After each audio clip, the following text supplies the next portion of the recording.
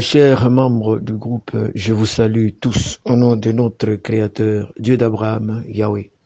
Permettez, avant de continuer, que je glorifie, que j'exalte, que je remercie notre Créateur qui nous donne le souffle de vie en ce moment, qui nous pardonne, qui nous aime et qui nous protège. Et tout cela, c'est par sa bonté, son amour et sa grande miséricorde. À lui seul soit louange, gloire et adoration. Amen. À travers l'enseignement d'aujourd'hui, dont le thème est « Tout miracle opéré au nom de Jésus est un miracle des ténèbres ». Pourquoi? Parce que invoquer le nom d'une créature à la place du Créateur, c'est donner la gloire divine, la gloire réservée au Créateur, donnée à une créature. Et ça, c'est un blasphème grave. Donc, et tous ceux qui opèrent des miracles au nom de Jésus qui est une créature, ne les font pas à travers ou par la puissance de Dieu, mais ils recourent aux forces démoniaques pour élever un homme, pour glorifier une créature, parce que Dieu, Yahweh, Dieu d'Abraham, est un Dieu jaloux. Il ne partage jamais sa gloire. Et toute gloire doit lui être rendue. C'est à lui seul que nous devons rendre gloire, adoration et louange. Alors, tout celui qui invoque ou qui glorifie le nom de Jésus, il viole la loi de Dieu. Alors, à travers cet enseignement, je vais d'abord essayer de démontrer, je vais expliquer la signification de l'expression « au nom de Jésus ». Quand on dit « au nom de Jésus », que cela implique. Et puis, je vais aussi démontrer pourquoi, en quoi ces miracles au nom de Jésus sont vraiment des miracles démoniaques et sataniques. Voilà, je vais expliquer cette expression au nom de. Qu'est-ce que cela veut dire? Dans notre cas, nous avons au nom de Jésus. Il y a beaucoup de gens qui l'utilisent, ils le prennent à la légère, ils l'utilisent comme ça, sans chercher un peu à comprendre l'implication de cette expression dans leur foi. Cette expression veut dire tout simplement, quand vous dites au nom de Jésus, implicitement vous dites je confesse, je reconnais, je crois que sans Jésus, je ne peux rien. Sans Jésus, je suis inutile. Sans Jésus, je n'existerai pas. Voilà, c'est ça le sens de ce au nom de. Parce qu'à travers les noms, il n'y a pas seulement les noms. Il y a toute gloire qui se retrouve autour du nom. Donc, quand c'est lui qui dit au nom de Jésus, j'ai dit la vérité. C'est pour dire que c'est Jésus qui est source de vérité. Il n'y a pas moyen de mentir Jésus. Parce que quand vous dites que c'est Jésus qui est source de vérité, vous le faites Dieu. Quand vous dites par exemple au nom de Jésus, je chasse ou j'opère des miracles, implicitement, vous reconnaissez que la source de miracles, c'est Jésus. Et pourtant, Jésus n'est qu'une créature. Quand vous lisez le Nouveau Testament, il est clair, Jésus lui-même vous dit qu'il opérait des miracles grâce à l'aide de l'Esprit de Dieu. Pourquoi avait-il besoin de l'aide si lui était la source des miracles? Sur la croix, Jésus était incapable d'invoquer son nom pour qu'il soit sauvé. Lisez bien le Nouveau Testament, les évangiles. Jésus a dit, mon Dieu, pourquoi m'as-tu abandonné? Si vraiment son nom était le nom qui était source de tout le pouvoir, pourquoi n'avait-il pas invoqué son nom?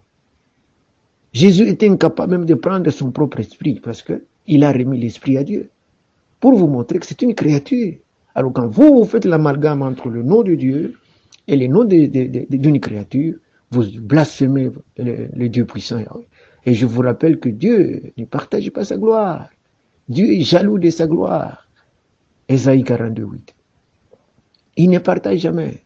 Bref, chers membres du groupe, sachez qu'en invoquant les noms au nom de Jésus, en disant au nom de Jésus, vous rendez ou vous donnez gloire. La gloire réservée à Dieu, à une créature. Et ça, c'est un péché grave, lourdement punissable.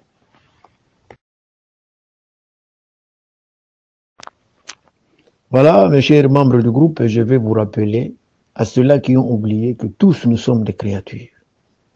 Et Dieu nous a créés pour que nous puissions être instruments de sa gloire.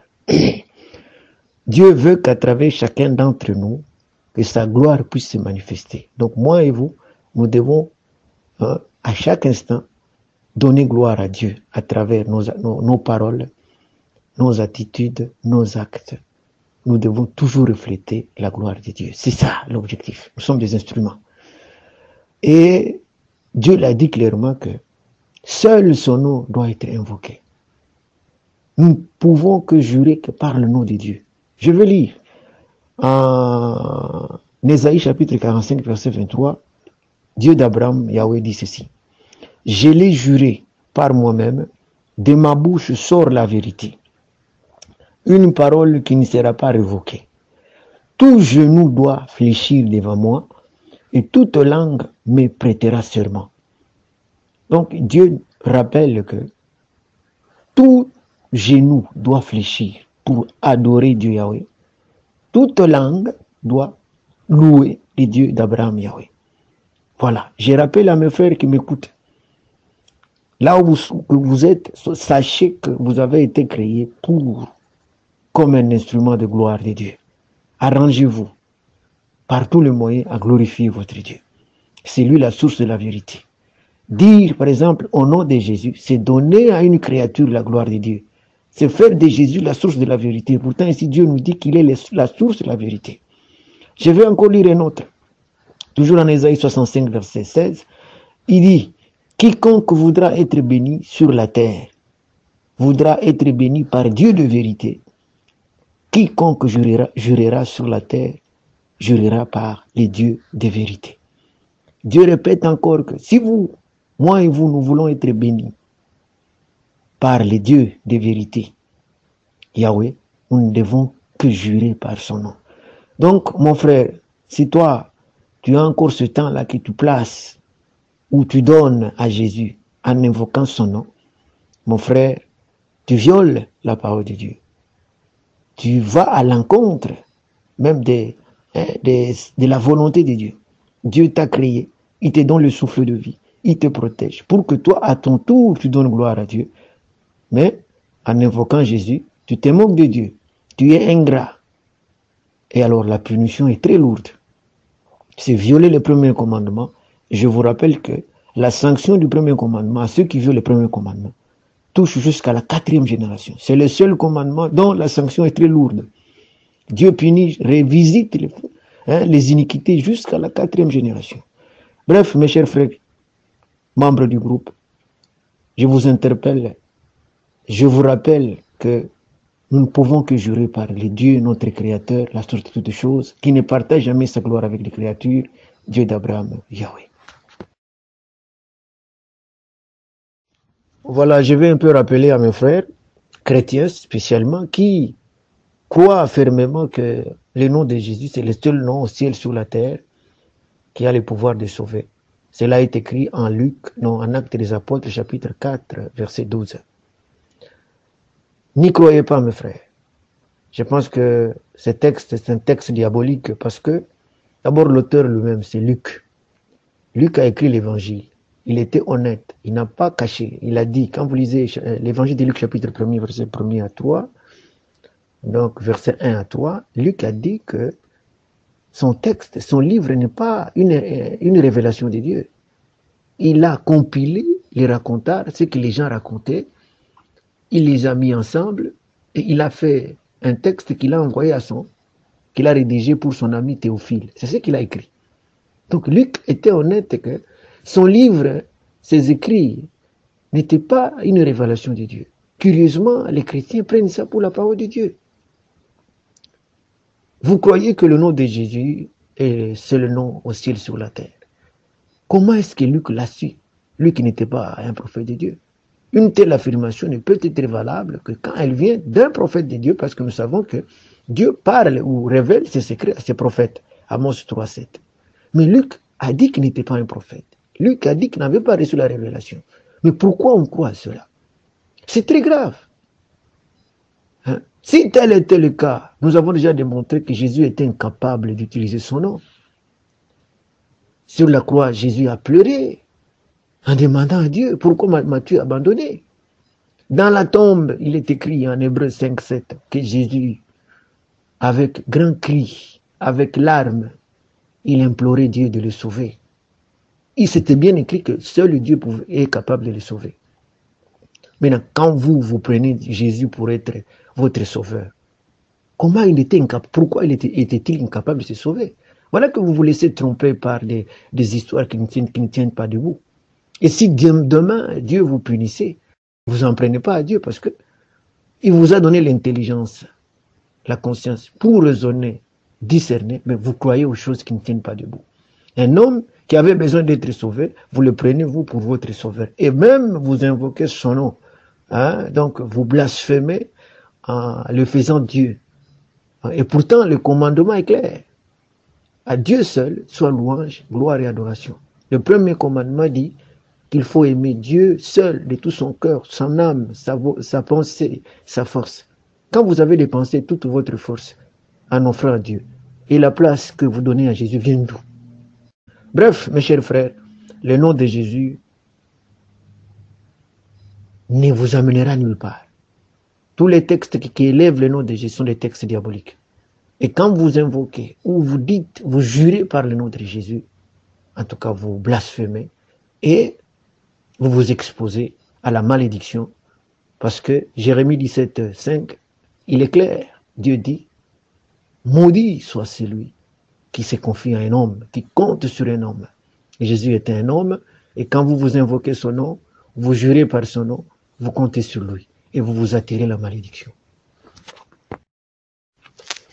Chers membres du groupe, je veux vous rappeler que croire au miracle n'est pas un péché. Parce que la source de miracle, c'est Dieu d'Abraham et Yahweh. À travers les miracles, Dieu montre sa puissance. Mais faites attention. Les miracles est un piège ou sont un piège de foi. Ce n'est pas moi qui le dis, c'est Dieu lui-même qui l'a dit.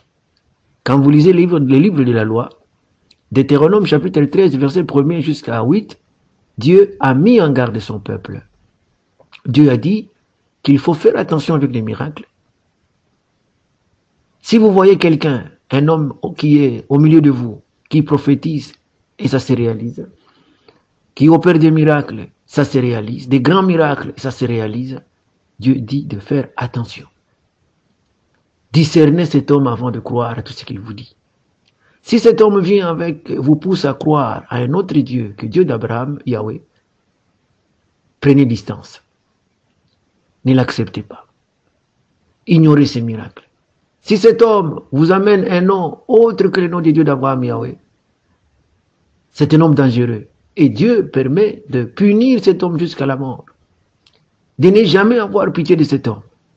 Et Dieu insiste qu'il soit votre père, votre mère, votre sœur, votre fils, votre femme, votre mari. Vous devez les punir sérieusement. Parce qu'il entraîne le peuple à la révolte. C'est le cas de Jésus. Jésus est venu, il a opéré des miracles, il s'est même proclamé fils de Dieu. Mais quand on discerne la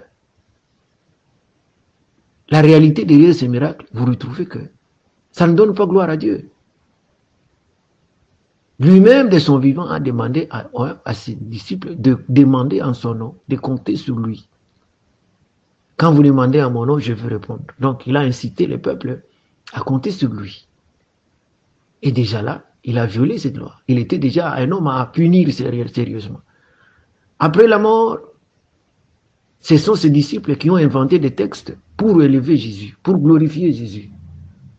Nous avons démontré en Actes de l'Apôtre, chapitre 4, verset 12, où on dit que le nom de Jésus, c'est le nom seul qui sauve. Et aujourd'hui, c'est une fierté. Tous les soi-disant pasteurs, ils font des miracles au nom de Jésus. Ces miracles-là ne sont pas des miracles qui honorent Dieu. Ce sont des miracles des ténèbres. Ils vont se ressourcer auprès de Satan. Ils opèrent ces miracles usant des forces des ténèbres. Et ça devient une compétition. Il faut faire des miracles pour être grand pasteur aujourd'hui. Ce ne sont pas des miracles qui viennent de Dieu. Ça ne glorifie pas Dieu parce que tous ces miracles-là, ils se font au nom de Jésus, violant la volonté de Dieu. Bref, chers membres du groupe, je vous interpelle. Tout miracle qui s'opère au nom de Jésus est un miracle des ténèbres. Parce que c'est un miracle qui ne glorifie pas le Créateur. C'est un miracle qui est un piège de foi. Si vous laissez prendre ou vous vous laissez emporter par la grandeur du miracle pour croire à ceux qui les opèrent, vous serez lourdement punissable. Pour terminer l'enseignement du jour, je rappelle que l'objectif était de démontrer que les miracles opérés au nom de Jésus sont des miracles des ténèbres. Nous avons d'abord démontré que l'expression même au nom de Jésus est blasphématoire, parce que quand on dit au nom de Jésus, c'est autrement dit, on confesse que Jésus est la source de toutes choses. On jure que sans Jésus, rien n'est possible. On jure que donc c'est Jésus qui est par Jésus que la vie est possible. Et là, c'est conféré la gloire de Dieu à une créature. On a démontré que Jésus était une créature. Il a interpellé, il a appelé Dieu. Dans sa souffrance, dans sa mort, il a invoqué Dieu. Sur la croix, il a appelé Dieu. Sauf s'il était Dieu, il allait se sauver. Il n'a pas pu se sauver. Alors, ces miracles-là qui confèrent la gloire de Dieu à un homme, ce sont des miracles des ténèbres. Nous avons aussi dit, croire au miracle, ce n'est pas un péché. Mais Dieu nous interpelle à discerner. Discerner, il permet certains miracles pour tester notre foi. Un bon croyant doit toujours être testé. Parce que Dieu veut de nous un amour constant. Voilà pourquoi le test est capital. Alors Dieu laisse faire certains miracles pour voir si ce que se disent ses enfants vont tenir, vont discerner. Et donc si quelqu'un vous se présente devant vous avec un miracle, ne vous laissez pas emporter par la grandeur des miracles. Vérifiez derrière ce miracle à qui on rend gloire. Si on rend gloire à un nom autre que le nom de Dieu, c'est un miracle suspect, c'est un miracle de ténèbres. Tel est le cas de Jésus. Il est venu avec des enseignements, avec des miracles. Et quand on discerne les miracles, on retrouve qu'il a donné gloire, et non pas à Dieu, mais à lui-même. Il a même poussé les gens, ses serviteurs, ses disciples, à invoquer son nom. Et jusqu'à ce jour, on retrouve des gens qui font des compétitions. Ils vont chercher des forces des ténèbres pour opérer des miracles afin d'être des fameux ou des grands pasteurs. Voilà, encore une fois, un signe qui montre que ces miracles-là ne sont pas de Dieu, parce qu'ils ne donnent pas gloire au Créateur. Je me limite ici. Je remercie Yahweh, notre Créateur. C'est grâce à lui que nous avons pu partager ces messages avec vous. À lui seul soit louange et adoration. Et j'en profite aussi pour vous dire que cet enseignement vient de Safina, le nouveau peuple de Dieu. Nous invitons tous ceux qui peuvent nous rejoindre, qu'ils viennent, afin qu'à travers nous, Yahweh le Créateur, le Tout-Puissant, puisse accomplir sa promesse faite à Abraham, celle de bénir toutes les nations du monde. Je vous remercie.